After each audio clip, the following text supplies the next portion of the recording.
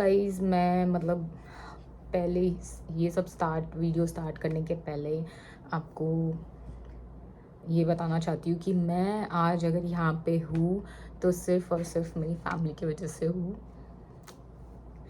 And यहाँ उनको याद करके मुझे रोना आ जाता है। But yes, all thanks to my father, mother, my brother and sister. मेरे जो फैमिली है वो मुझे बहुत सपोर्ट करती है, इसीलिए मैं आज यहाँ पे हूँ।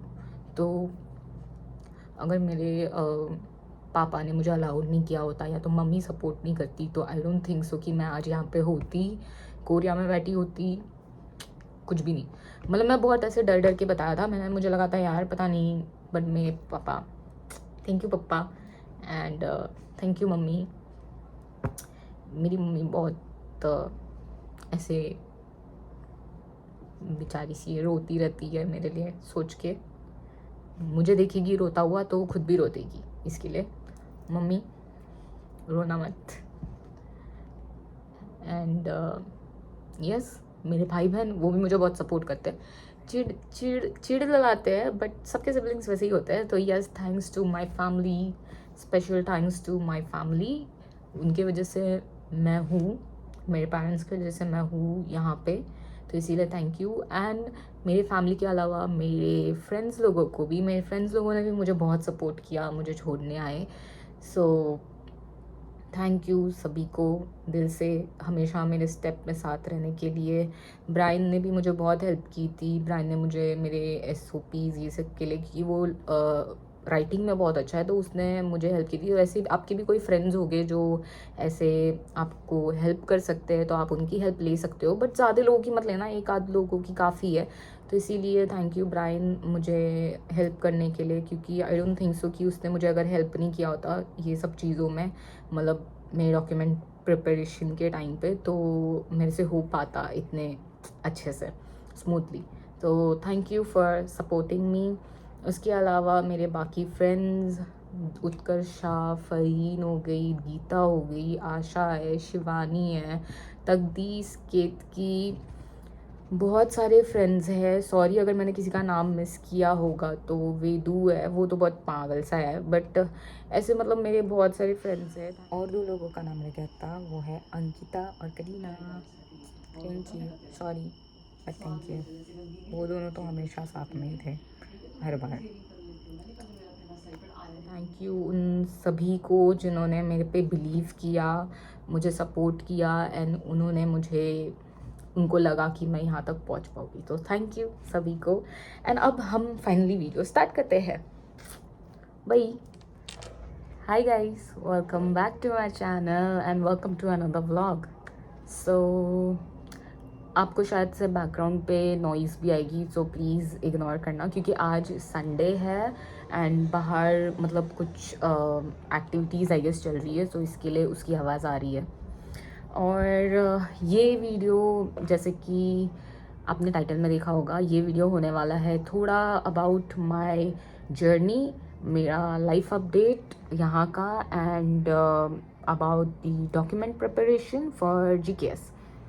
सो मुझे जैसे कि पास्ट फ्यू डेज़ में मैंने जो भी वीडियोस अपलोड की है, और इंस्टाग्राम पे मुझे बहुत सारे क्वेश्चंस आए थे, तो वो मैं एक ही साथ में नहीं बनाऊंगी, थोड़े थोड़े पार्ट्स में बनाऊंगी, ताकि एकदम से डिफ़िकल्ट नहीं हो और सारा मतलब एक ही बार में इतना लंबा सा वीडियो ना हो जाए। सो या फर्स्टली लाइफ अपडेट। सो अभी आज है संडे 8 सितंबर, सेकेंड डे गणेश चतुर्थी का है, तो हैप्पी गणेश चतुर्थी सारे लोगों को। एंड हम लोगों को 2 हफ्ते हो चुके हैं यहाँ पे आके। एंड सच्ची बोलूँ तो मैंने बहुत सॉरी सो सच्ची बोलूँ तो मैं बहुत ऐसे हिम्मत करके ये वीडियो बना रही हूँ, बिकॉज़ थोड़े दिन से मुझे बहुत लो फील हो रहा है, थोड़े दिन से नहीं एक्चुअली रोज़ ही लो फील हो रहा है। तो मुझे कुछ करने का मन तो नहीं कर रहा था, मतलब इवन वीडियो बनाने के लिए मुझे मन नहीं कर रहा था, बट फिर मुझे इतने सारे क्वेश्चंस आ रहे थे रिगार्डिंग GKS, एंड लोगों को हेल्प चाहिए, बिकॉज नेक्स्ट मंथ सितंबर में अंडर ग्रेजुएट वाले लोग अप्लाई करने वाले होंगे, इसीलिए सो मैंने सोचा कि why not make a video, and उससे थोड़ा मुझे भी अच्छा लगेगा। बाकी the place and everything is good. खाना भी एडजस्ट करने में थोड़ा डिफ़िकल्टीज़ हो रही है, मतलब एक्चुअली यहाँ का खाना और इंडिया का खाना बहुत अलग है, और हमारे हॉस्टल में कुकिंग अलाउड नहीं है, सो इसीलिए थोड़ा सा प्रॉब्लम हो रहा है खाने का। बट लकीली कल गणेश चतुर्थी था, हमें एक आंटी मिल गई थी, लाइक हम उनको भाभी बोलते हैं, तो वो हमें मिल गई थी, तो हम उनके थ्रू, मतलब उन्होंने हमको इनवाइट किया था चाय के लिए, तो हम कल सैटरडे को चाय के लिए गए थे उनके यहाँ, और लकीली उनके थ्रू हमें गणेश चतुर्थी में जाने का मौका मिला। तो यस, गणपति बप्पा के दर्शन भी हो गए हमारे, तो बहुत अच्छा लगा, एंड हमने इंडियन खाना खाया बहुत दिन के बाद, तो वो भी अच्छा लगा। सो थैंक्स टू भाभी, फरा भाभी, उनकी वजह से एंड भैया की वजह से ये सब पॉसिबल हुआ। एंड या बाकी तो मैं ट्राई कर रही हूँ। एक्चुअली मुझे थोड़ा सा टेंशन रहता है बिकॉज़ ये मेरे लिए सब कुछ न्यू है। मतलब मैं कभी अपने फैमिली से ऐसे दूर नहीं रही हूँ इतने सालों में, तो ये फर्स्ट टाइम है, तो मुझे थोड़ा ही बहुत ज़्यादा ऐसा हिट हो रहा है कि घर जाना है, घर जाना है। फिर मैं ऐसे सोच के ये कर लेती हूँ, यार चलो लैंग्वेज ईयर का 1 ईयर के बाद होपफुली मैं घर जा पाऊँगी एंड सबसे मिल पाऊँगी। सो यही आसरे पे मैं अपना टाइम ये कर रही हूँ। एंड मुझे एक्चुअली कोरियन लैंग्वेज पूरी न्यू है मेरे लिए। मुझे पहले वर्ड्स आते थे, मतलब मैंने सॉन्ग्स सुने हैं, ड्रामास देखे हैं, so I knew few words about what like Hangul. I knew few words, so इसीलिए मेरे लिए थोड़ा ईजी भी हो रहा है। बट स्टिल मेरे दिमाग में back of the mind I always have this thing कि if I will be able to get topic 3, जो कि हमें लगेगा आगे के हमारे डिग्री के लिए।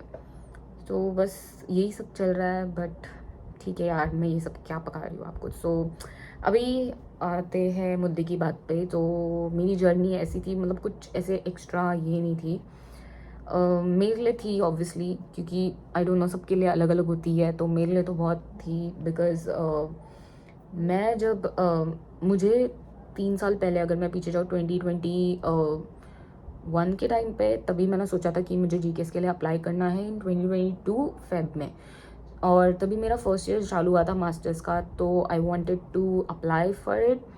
Then I started preparing all my documents and everything. And तभी ऐसा था कि GKS use to accept provisional certificate, because India में ऐसा होता है कि हम लोगों को हमारे मार्कशीट्स बाद में मिलते हैं। हमारे एग्ज़ाम्स भी होते हैं अप्रैल में, एंड देन अगस्त सितंबर तक में भी मार्कशीट मिलता है, या तो अगले साल डिग्री वाला मिलता है, करेक्ट। सो ये क्वेश्चन हाँ और भी लोगों का था, तो मैं आपको यहीं पे वो क्लियर भी हो जाएगा आपको। सो ऐसा हुआ था, मुझे 22 में अप्लाई करना था जब, तो मैंने सारा कुछ प्रिपेयर कर लिया था। मैंने प्रोविजनल सर्टिफिकेट ले लिया था कॉलेज से।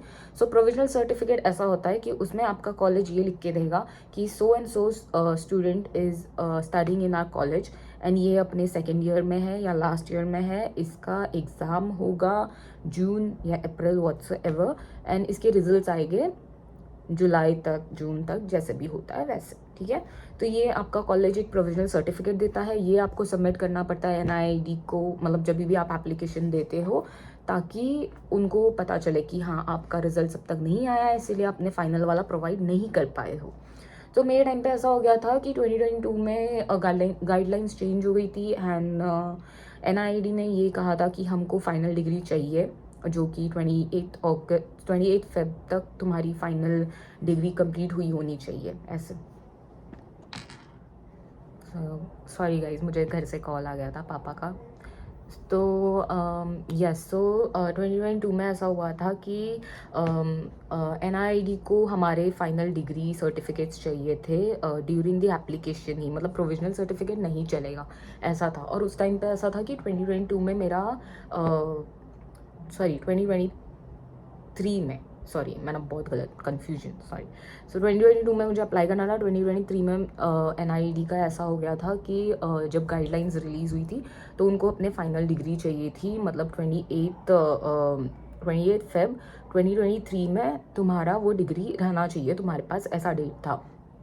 एंड मेरे पास नहीं था बिकॉज मेरा फाइनल ईयर चालू था, फाइनल सेम था मास्टर्स का, एंड मेरे एग्ज़ाम्स अप्रैल में शेड्यूल थे, एंड मुझे रिजल्ट्स जून में मिलने वाला था, जून या मई में कुछ। तो मेरे लिए तो पॉसिबल था ही नहीं कि मैं अप्लाई कर पाऊँ, बिकॉज उन लोगों ने क्लियरली बोल दिया था कि अगर तुम्हारे पास फाइनल नहीं है तो तुम अप्लाई ही नहीं कर सकते हो। तो उस टाइम पे मैं अप्लाई नहीं कर पाई थी, तो मैं बहुत दुखी हो गई थी कि यार मतलब मैंने इतना मेहनत की, पूरा 1 साल मैंने सारी चीज़ों में, मतलब 1 साल चलो डॉक्यूमेंट्स के लिए नहीं लगता है, बट एटलीस्ट हमारे दिमाग में वो चीज़ चलती रहती कि हम जाएंगे, अप्लाई करेंगे, एंड देन मैंने एसओपी ये सब रेडी रखा था। तो मुझे बहुत तकलीफ़ भी हुई, बट मैंने बोला छोड़ो जाने दो, मतलब मैंने तो नहीं बोला, बट मुझे बहुत, मेरी फैमिली, मेरे फ्रेंड्स, सब ने मुझे बहुत सपोर्ट किया। उन्होंने बोला इट्स ओके, मतलब तू नेक्स्ट ईयर ट्राई कर सकती है, इट्स ओके। तो फिर मैंने उसी टाइम पे फिर मैंने चलो जाने दिया, एंड फिर मैंने सोचा कि चलो मेरा मास्टर्स फिर मैंने कंप्लीट किया 2023 में, और मुझे मेरे फाइनल डिग्री सर्टिफिकेट भी सितंबर में मिल चुकी थी लास्ट ईयर। एंड उसी टाइम पे मैंने 2 इंटर्नशिप भी कर ली थी, प्लस मैं पार्ट टाइम जॉब भी कर रही थी आइकिया में। सो इसलिए वो मेरा एडवांटेज हो गया 1 ईयर का। फिर मैंने वापस से सब प्रिपरेशन और अच्छे से की, मतलब मेरे एसओपी को स्ट्रॉन्ग बनाया जब मैंने इंटर्नशिप ये सब किया, वो सब ऐड करके। तो ऐसे ऐसे सब चीज़ें ऐड की मैंने, तो ये हो गया एक चीज़। फिर मैंने अगेन 2024 में ये फेब में अप्लाई किया। तो जब मैंने अप्लाई किया था मैं पूरी रेडी थी, मतलब सारे डॉक्यूमेंट सब कुछ लेके एकदम से रेडी थी। फिर ऐसा हुआ कि मैंने अप्लाई किया, मैंने एम्बेसी ट्रैक के थ्रू अप्लाई किया था। 2 ट्रैक होते हैं जीकेएस के, one is embassy track and second is university track. So when I applied through embassy track, so embassy track में ऐसा हुआ था कि I got selected for interview, and then when my interview happened, so मैं select नहीं हो पाई।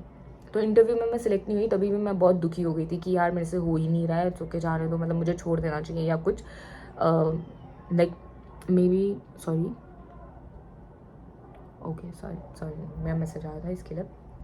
सो मुझे ऐसा था कि यार मेरा नहीं हो रहा है तो इट्स ओके यार, मुझे जाने देना चाहिए। बट स्टिल मेरा जब वो रिज़ल्ट आया ना, तो मैंने अपने आप को कंट्रोल किया, एंड मैंने फटफट मेरे डॉक्यूमेंट्स मंगा लिए। इन्होंने ऐसा डाला था कि इफ़ तुमको अपने डॉक्यूमेंट्स चाहिए, एम्बेसी ने, दिल्ली वाली, if you want your document you can just like get it, मतलब किसी को बोल के या कुछ ऐसा था।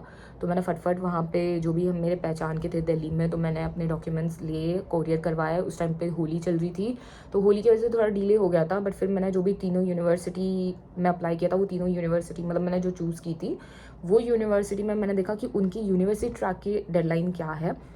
फिर मैंने एक यूनिवर्सिटी मतलब ये करी, बिकॉज मैंने चूज़ किया जॉन बुक नेशनल यूनिवर्सिटी, बिकॉज मेरा फर्स्ट चॉइस था यॉन्से। फर्स्ट चॉइस मेरी जॉन बुक थी, मतलब मैं यूनिवर्सिटीज़ के नाम बता रही हूँ। तो मैंने यॉन्से सेलेक्ट किया था, तो यॉन्से का मुझे पता है कि कंपटीशन ज़्यादा होता है, तो इसलिए मैंने छोड़ दिया। फूसान था सेकेंड। फूसान में ऐसा हो रहा था कि उन्होंने बहुत डॉक्यूमेंट्स मांग रहे थे, मतलब 3 सेट मांग रहे थे, which was equals to embassy वाला थिंग। सो इसीलिए मैंने फिर वो छोड़ दिया, और मैंने फिर जॉन बुक पे फोकस किया। जॉन बुक फर्स्ट यूनिवर्सिटी थी जो मैंने उसके लाइक पिछले साल अप्लाई करने के टाइम पे भी मैंने जॉन बुक चूज़ किया था। सो इसीलिए फिर मैंने बोला यार why not settle to one university, और इसी पे मैं फोकस करती हूँ। तो मैंने फटफट से अपने डॉक्यूमेंट्स, जब मेरे डॉक्यूमेंट्स आए, तो मैंने जॉन बुक का डेडलाइन था 4 अप्रैल था, एंड फिर मैंने फटफट से अपने documents John book national university को भेजे। फिर इनका भी मतलब जो चीज़ें थी सब बहुत डिले हो रही थी। उस टाइम पे मैं गांव में थी, मैंने सारे डॉक्यूमेंट्स अपने लेके नहीं गई थी। फिर ऐसा हो गया कि मुझे थोड़े दिन के बाद मेल आया जॉन बुक से कि सॉरी फॉर द डिले, ये वो सब। एंड देन थोड़े दिन के बाद फिर मेरे इंटरव्यू हुए। इंटरव्यू में भी क्वेश्चंस मैं आपको आगे आगे बता दूँगी कि कैसे क्वेश्चन पूछते हैं। फिर या फाइनली तो ऐसे सब प्रोसीजर एंड सब राउंड्स के बाद फाइनली मैं सिलेक्ट हो गई। जब सेकेंड राउंड का ये आया तो मेरे लिए तो बहुत बड़ी बात थी यार होना।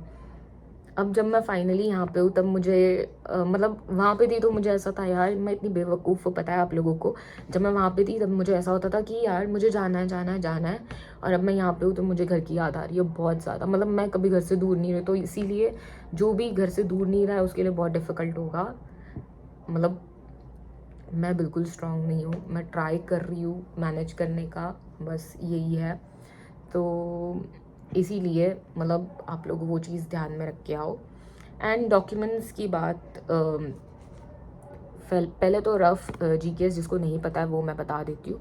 सो GKS इज़ बेसिकली, मैं ट्राई करूँगी थोड़ा इंग्लिश में भी बोलने के लिए. So GKS is global Korean scholarship.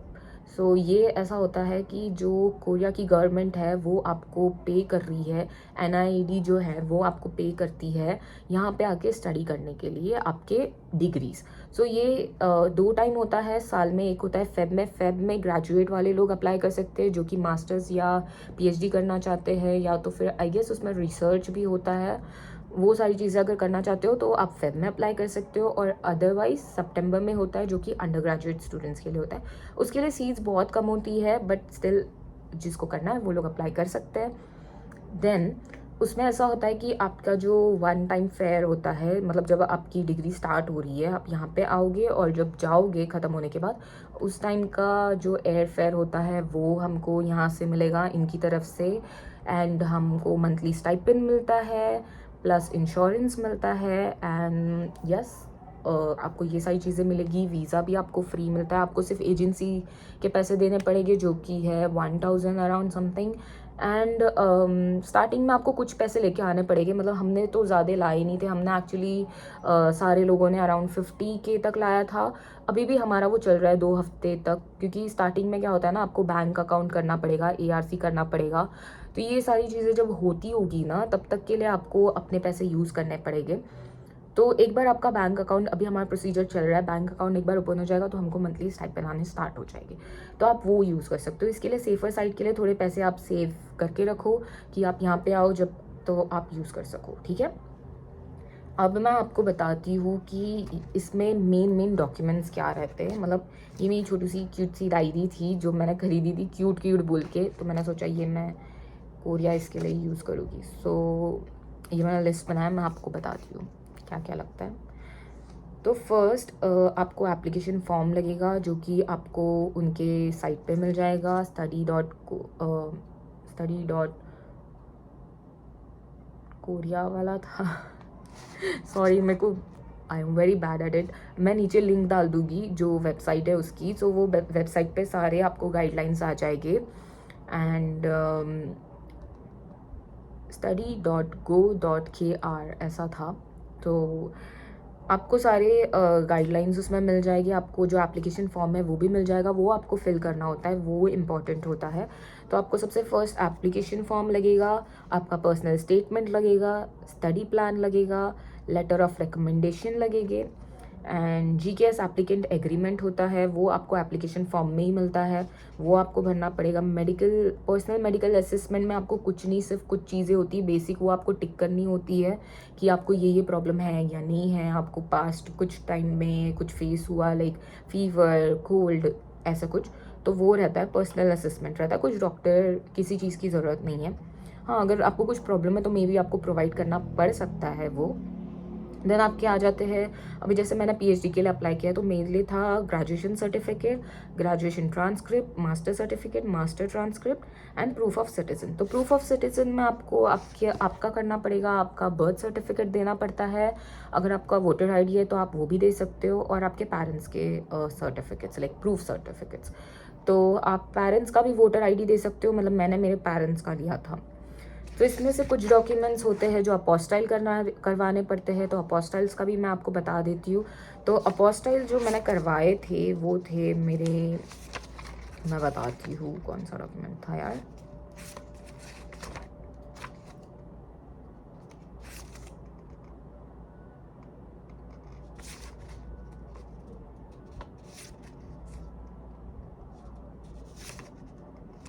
ठीक है, सो जो अपोस्टाइल करवाना होता है आपको डॉक्यूमेंट्स, वो डॉक्यूमेंट्स होते हैं आपके ग्रेजुएशन सर्टिफिकेट, आपका master certificate, proof of citizenship. तो ये सारे सर्टिफिकेट्स इम्पॉर्टेंट होते हैं, और ट्रांसक्रिप्ट्स होते हैं. तो ट्रांसक्रिप्ट्स आपको अपोस्टाइल करवाना पड़ेगा कि ये सही ट्रांसक्रिप्ट है. वो आप मतलब दिल्ली में जो अपना एक्सटर्नल अफेयर्स है उससे हमको एक स्टैम्प लेना पड़ता है अपोस्टाइल बोलने के लिए कि ये कॉपी सही है. सो एक्चुअली आपको बहुत सारे पोर्टल्स मिलेंगे। मैंने बहुत कुछ ढूंढा था बहुत जगह पे, मैं उनका भी नंबर आपको डिस्क्रिप्शन में डाल के दे दूँगी। अपोस्टल मैं जहाँ से गया, बिकॉज मैंने बहुत सारे लोगों को कांटेक्ट किया, तो उनका ऐसा था कि मुझे बहुत अलग अलग प्राइजेस मिल रहे थे, starting from 2000 to 2600 for each document, जो कि बहुत एक्सपेंसिव हो जाता है। तो मुझे एक जो मिले थे उनका नाम आशुतोष था, एंड उन्होंने एक डॉक्यूमेंट्स के लिए मेरे लिए 1000 रुपीज़ लिया, which was like cheapest option which I got. तो इसीलिए मैं उनका नंबर डिस्क्रिप्शन में डाल दूँगी, आप लोग कांटेक्ट कर सकते हो उनसे अगर आपको चाहिए तो यस, तो आपको आपके ग्रेजुएशन सर्टिफिकेट्स करने पड़ेंगे, ट्रांसक्रिप्ट्स करनी पड़ेगी, एंड प्रूफ ऑफ सिटीजनशिप्स आपको अपोस्टल करवाने पड़ेंगे, जो आपके पेरेंट्स के हैं, आपके हैं। यस, तो ये चीज़ें लगती है। और एप्लीकेशन तो मैंने आपको बता ही दिया। मेन जो डॉक्यूमेंट्स इवैल्यूएशन में भी अगर मैं बोलूँ, तो इवैल्यूएशन में आपको आपको आपका पर्सनल स्टेटमेंट जो होता है वो आपको स्ट्रॉन्ग रखना पड़ेगा। आपका जो स्टडी प्लान है वो स्ट्रॉन्ग रहना चाहिए। लेटर ऑफ रिकमेंडेशन, मतलब मैंने मेरी जो बैचलर्स की जो मैम थी उनसे लिया था, तो उन्होंने मेरी बहुत हेल्प की थी रिकमेंडेशन लेटर के लिए। एंड सेकेंड, आपका एक्स्ट्रा करिकुलम एक्टिविटीज़ जो होता है वो होता है। आपके मार्क्स भी इम्पॉर्टेंट होते हैं, बट अभी कैसा होता है, बहुत सारे लोग ने ये भी मुझे क्वेश्चन किया है कि अगर हमारे पास ये नहीं है, हमारा 80% नहीं है, जो मार्क्स रिक्वायर्ड है वो नहीं है, तो हम क्या कर सकते हैं। तो इट्स ओके, आप अप्लाई कर सकते हो अगर आपका 80% नहीं है तो भी, आई थिंक, बिकॉज मुझे इतना आइडिया नहीं है। मेरा जो CGPA था मास्टर्स का, that was 9.25 out of 10, and मैं क्लास में टॉप 4 में थी मेरा रैंक। तो मैंने वो सर्टिफिकेट सबमिट कर लिया था कि हाँ, मैं क्लास के टॉप 4 में आती हूँ, तो मैंने वो सर्टिफिकेट एक्स्ट्रा इसमें सबमिट किया था। तो वो एक एडवांटेज था मेरे लिए। एंड इवन आपका अगर अभी के लिए तो वापस से चेंज हो चुका है NID का, अगर आपके पास आपकी फाइनल डिग्री नहीं है तो भी आप अप्लाई कर सकते हो प्रोविजनल सर्टिफिकेट दे के। तो उस चीज़ का भी आपको टेंशन नहीं है, आप लोग अप्लाई कर सकते हो अभी। तो वो तो आप बिल्कुल टेंशन ही मत लो। तो मैं यही कहना चाहूँगी कि जो भी अप्लाई कर रहा है, ये मेरा वीडियो थोड़ा सा जम्बल्ड हो सकता है, मैंने सारे इन्फॉर्मेशन ऐसे लाइन वाइज दिए हैं, बट फिलहाल अभी मैं इधर तक ही देना चाहती हूँ कि डॉक्यूमेंट्स ये सारे आपको लगेंगे। मैं इसकी फ़ोटो भी इस तरफ डाल दूँगी ताकि आप देख लेना। और इस डॉक्यूमेंट के अलावा I don't think so extra, मतलब proof of citizenship and extra curriculum आपको लगता है, एक्स्ट्रा करिकुलम वाला भी मैं यहाँ पे लिख देती हूँ ताकि आपको ईजी पड़े। अगर आपके पास पासपोर्ट है तो पासपोर्ट का ऑब्वियसली आपको करना पड़ेगा।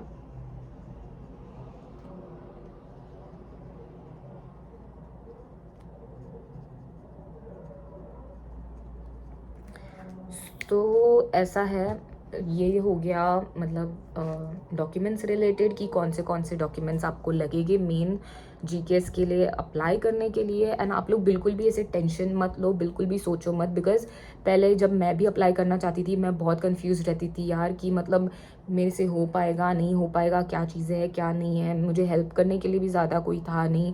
एंड मैंने बहुत लोगों को मैसेज तो ऐसे किया नहीं, एक आध लोगों को किया, बट कुछ रिप्लाई आता नहीं था। यूट्यूब से भी, YouTube was okay, very helpful. मतलब यूट्यूब पे मैंने जैसे अभी आज मैं बैठ के वीडियो बना रही हूँ, मैंने भी सबके वीडियोस देख देख के ही अप्लाई किया है। बट फिर भी बहुत सी इन्फॉर्मेशन होती है जो हमें मिल नहीं पाती है, बट हमको खुद से करनी पड़ती है। तो वो हुआ था। मैं आपको यहाँ पे मेरा एक स्ट्रगल बताती हूँ। जब हमको कन्वर्ट करने होते हैं अपने मार्क्स, जो कि होते हैं हमारे CGPA होते हैं 10 में से, तो हमको 4 में से चाहिए रहता है इनको देने के लिए।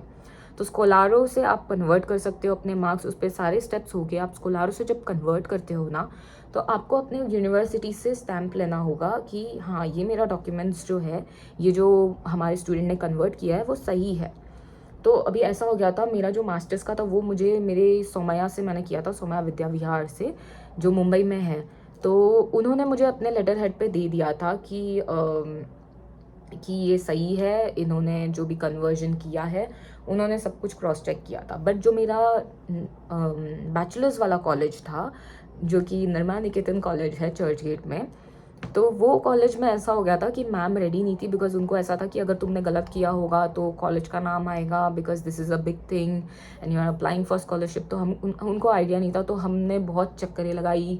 We went to Mumbai university and Mumbai university वाले लोग ने भी मना कर दिया टू एक्सेप्ट, मतलब एक स्टैम्प के लिए हमने बहुत भागम दौड़ी की थी, बट वो नहीं दिया उन्होंने। फिर हम वापस से गए हमारे कॉलेज, हमने प्रिंसिपल मैम को ये बोला कि it's okay if you are not giving stamp. तो उन्होंने हमको एक लेटर प्रोवाइड किया था जिसमें उन्होंने लिखा था कि मतलब so and so student is are alumni of the year, ये उनका ये मेजर था। और उन्होंने ये लिख के दिया कि इन्होंने स्कोलारो से कन्वर्ट किए हैं अपने मार्क्स अकॉर्डिंग टू उनके मार्कशीट जो उनको प्रोवाइड हुए हैं यूनिवर्सिटी से, एंड हमने भी सेफर साइड के लिए उनको ट्रांसक्रिप्ट प्रोवाइड की है।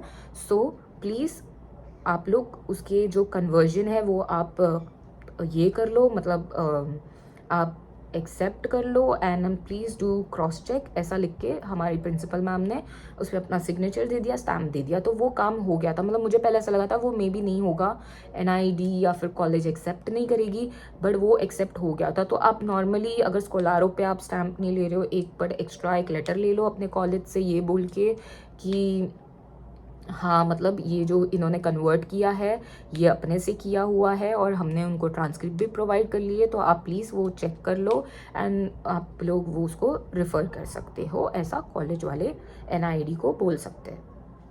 तो हमने वो लिख के दिया था। तो यस, मेजर मतलब जो डॉक्यूमेंट्स के एक्स्ट्रा डॉक्यूमेंट्स लगते हैं वो भी, एंड बहुत सारे लोगों का ये भी क्वेश्चन था कि मेडिकल असेसमेंट होता है कि नहीं, तो उसकी टेंशन मत लो, आपको कोई एक्स्ट्रा मेडिकल टेस्ट देना नहीं पड़ता है, सिर्फ एक टीबी का टेस्ट देना पड़ेगा आपको, वो होगा आपके वीज़ा के लिए और डॉर्मेट्री के लिए, मतलब कॉलेजेस मांगते हैं। मतलब मेरा ऐसा हुआ था कि जब मैं सिलेक्ट हो गई थी तो वीज़ा के लिए आपको टीबी का टेस्ट लगेगा, वो आप मेडिकल सेंटर्स लिस्ट दी होती है, वो मेडिकल सेंटर्स में से जो भी आपको नज़दीक है आप वहाँ पे जाके कर सकते हो। अब जो लोग मुंबई में हैं वो वीएम मेडिकल सेंटर एक वर्ली में है, वहाँ पे जाके कर सकते हैं। वो लोग वीज़ा के लिए ही करवाते हैं आपका टीबी टेस्ट, तो वो लोग पूरा प्रॉपरली आपको सर्टिफिकेट्स दे देंगे, मेडिकल एंड एक्सरे सब कुछ, तो वो आप सबमिट कर सकते हो। एंड सेम आप उसका एक स्कैन कॉपी लेके रखना। मेरे से बहुत बड़ी गलती हो गई थी, मैंने ओरिजिनल दे दिया था एंड मुझे वापस से एक्सरे करवाना पड़ गया था, ऐसा हो गया था। तो आप स्कैन करके रखना ताकि जब आपकी यूनिवर्सिटी आपसे टीबी टेस्ट रिपोर्ट्स मांगे तो आप वो उनको सबमिट कर सकते हो। तो यस, मेडिकल के लिए भी इतना ही होता है, मेडिकल के लिए कुछ ऐसे ज़्यादा होता नहीं है, सिर्फ टीबी टेस्ट ही होता है। कुछ यूनिवर्सिटी मिसाइल टेस्ट, I don't know if I am pronouncing it right और नॉट, तो वो भी मांगती है, तो मे बी तो वो हो सकता है, वो आप रेडी रख सकते हो।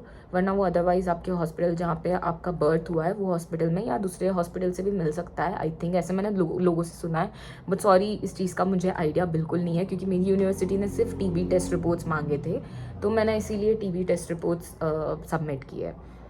तो ऑल इन वन ये सारे डॉक्यूमेंट्स आपको लगेंगे सबमिट करने के लिए।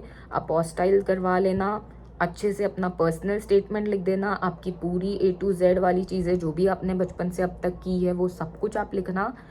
और रिकमेंडेशन लेटर भी आप अपने जो भी मैम आपको बहुत अच्छी तरीके से जानती है, जिन्होंने आपको देखा है थ्रू आउट दी आपका जो भी डिग्री है या फिर आपके एजुकेशन वाले टाइम पे, तो उनसे ही आप रिकमेंडेशन लेटर लेना क्योंकि वो ज़्यादा बेटर लिख पाएंगे आपके बारे में। और अपने बस आप सिर्फ ये ध्यान दो कि आपके जो भी गाइडलाइंस में ये जो डॉक्यूमेंट्स मेंशन होते हैं ना वो A to Z प्रॉपर है, बस आपको और कुछ टेंशन लेने की ज़रूरत नहीं है। मतलब मैंने भी बहुत टेंशन ली थी, टेंशन होती है, बट आपको नहीं ज़रूरत है, ट्रस्ट मी, हो जाएगा सब। मतलब आपको बस शांत दिमाग से आपका एप्लीकेशन रेडी करना है, सेट बनाना है एक बस, और उसके बाद में आप कॉपी ले सकते हो। तो यस, सो इस वीडियो के लिए तो इतना ही। नेक्स्ट वीडियो मैं आपको एप्लीकेशन फॉर्म मैंने कैसे भरा था, मतलब मैंने एप्लीकेशन फॉर्म लेके आया है, तो वो मैं आपको बता दूंगी कि आपको एप्लीकेशन फॉर्म कैसे भरना है। तो अभी के लिए आई होप आपको ये वीडियो हेल्प की होगी थोड़ी सी, जो भी आपको डाउट्स थे। तो और अगर आपको और भी कोई डाउट है तो आप प्लीज़ आप कमेंट कर सकते हो। एंड मेरे इंस्टाग्राम पे या तो आप मैसेज कर सकते हो, मैं मेल मैसेज कर दूँगी। मैं मे बी थोड़ा सा मुझे अभी सेटल डाउन होने थोड़ा टाइम लग रहा है, तो मे बी मुझे रिप्लाई करने या वीडियोस बनाने में भी डिले हो सकता है।